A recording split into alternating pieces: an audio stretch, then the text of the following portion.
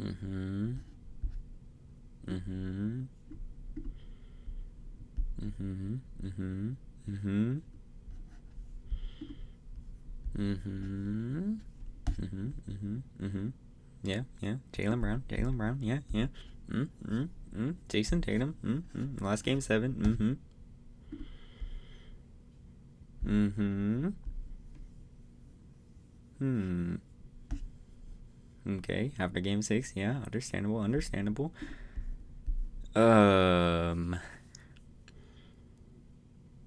The Miami Heat beat the Boston Celtics in 7 games. The Heat were up 3-0 at one point, and Boston climbed all the way back to lose Game 7 by damn near 20 on their home court. Yeah, that surprised me. I did believe in the Heat to win Game 7. Low-key, I was just trying to jinx the Celtics, but I did think they were gonna win. But I thought it'd come down to like a Jimmy Butler game winner. You know, basically same thing as last year, except he makes the shot this time. Boy, oh boy, I was surprised. This was a lot. Okay. Yeah, that's okay, okay, okay. Um so first thing I want to talk about, the energy was crazy. It looked like the Celtics were just gonna win because Miami looks so slow. I believe they scored their first point with like 4 minutes into the game or something. If I can see here, yeah, it took them like 3 whole minutes to even score a basket, and they looked really slow. So I don't know. Jalen Brown hit 2 early shots, and I'm like, okay, this is the Jalen Brown game. And then he decides, what if I just started missing shots and turning the ball over? 8 for 23 from Jalen Brown. 8 turnovers. Almost fouls out. 5 fouls. That is insane. I will mention Jason Tatum turned his ankle in the first quarter. It was getting annoying seeing him grimace like every time he made a shot. Not when he would miss it. When he made it, he would grimace, and that got annoying. Like he's trying to remind us he's hurt. But I won't go hard on him in this video. Okay, the only one that showed up to play, it seems, is Derek White. He looked like he was gonna win the Celtics' game by himself at one point. I know he shot 5 for 12, but he had like 15, 18 points and in the third quarter, and I'm like, dude, is he really about to win this game just for the Celtics? He's keeping it within striking distance. I believe they got within 6. I believe. If I can check. But yeah, around like this area. I don't know. They were winning by 7, I guess it seems. But yeah, it looked like he was gonna win this game single-handedly by himself.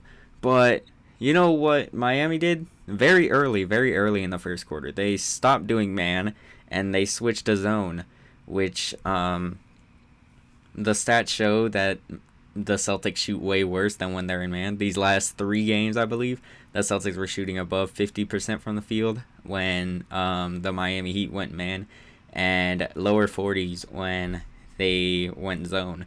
So Eric Spoelstra went zone straight away, basically once they got to 9 points. And shout out Spoelstra for that. And they were just, the Celtics, they were basically the 2018 Rockets. They kept bricking all these threes. They attempted 42, didn't even hit 10 of them. Miami Heat made 50% of their threes, but it did not feel like a lot of them were going until the third quarter. But on Miami side, a great game from them. I did say if anyone is going to, if anyone's gonna recover quickly from a heartbreaking loss like Game 6, it would be the Miami Heat, and that's exactly what they did. after that first Spo timeout, they came out and they showed why they want it more, basically. Jimmy, he looked bad in like the first few minutes. It looked like, oh my god, he's a fraud.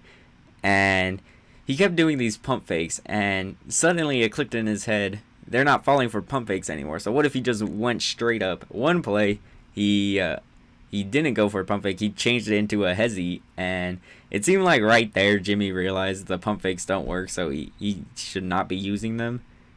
But yeah, him and Bam were not good until Jimmy picked it up in the middle of the second, I'd say.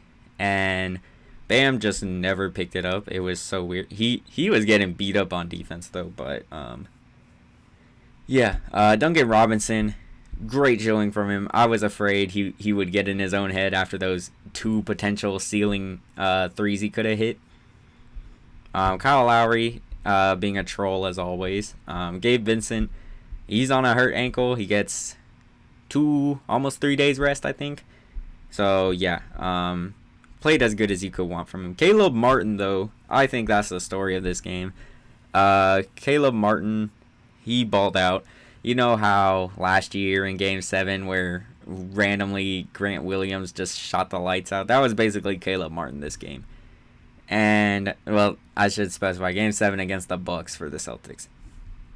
But, also, I like that he did not go to Cody Zeller, Spo. He went to Haywood Highsmith. It seemed like he was bringing in a lot of energy, making the hustle plays. So I like what he was bringing. And Max Strus, he did not have it early, so he eventually started hitting his threes. But this team is, when they're all on, they look very good. The defense was great.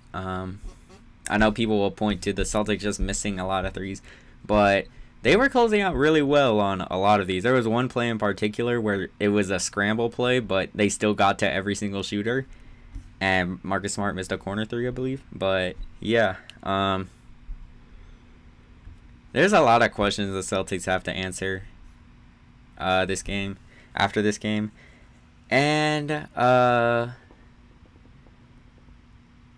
I don't think they give Jalen Brown his crazy contract. They're definitely going to give Tatum because, you know, it's Tatum. That's your franchise guy. But I don't know. It's so weird. As it is right now, I don't think Tatum can win a team as the number 1 option. He's too inconsistent, and it seems like he's not a leader when he's on the court. Like, even Celtics fans say this. Like, they don't view him as a leader. They even view like Al Horford or Marcus Smart as the leader. But another thing I want to touch on is how hard comebacks are in general, because we were acting like it was a done deal. The Celtics were going to win after Game 6. But I think the Celtics thought that too, and they came out kind of flat and just expected to be handed the win, which is how they've been running this entire postseason until the last 3 games. And Jalen Brown had 8 turnovers. I know you had to run the offense through him, but also, like, come up with some better plays or something. Like, just get Tatum open for spot-up shots, I think would have been better.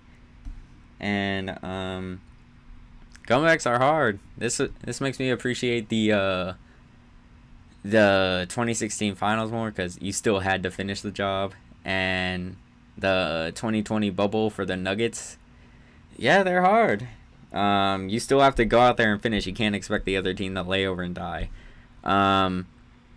This team talks a lot and they're very entitled, but one thing I do want to say is don't quote the greatest comeback in all of sports, top 2 comeback in all of sports, if you're gonna come out flat in Game 7. The Red Sox, they dragged their way back to force a Game 7, and they absolutely dominated. There was no question they were gonna win. Besides, like, the first inning when Johnny Damon got thrown out at home. But, like, if you're gonna quote a comeback and want a hard quote or whatever, at least make it, like, try when you're on the court. That's what makes me mad. Like, You can't quote this and then immediately get 20-pieced on your home court. It looked like no one was trying besides this guy, Derek White. This is not Joe Mazzulla's fault, obviously. He coached his butt off the last 3 games, making adjustments and learning how to use his timeouts correctly, like throwing Rob Will and Al Horford to stop Jimmy. He did that in this game, but yeah, you can't blame him. He's the reason you guys even came back to tie the series. So yeah, I hope he doesn't get fired. I don't think it will, but a lot of questions are to be asked. A preview into the Heat and Nuggets series. Here we are. So, I don't. This series is tough because, like, on paper, the Nuggets should win, but also on paper, the Bucks should have won, and the Celtics should have won. I feel like on paper for all of these, the Nuggets should have won, I think.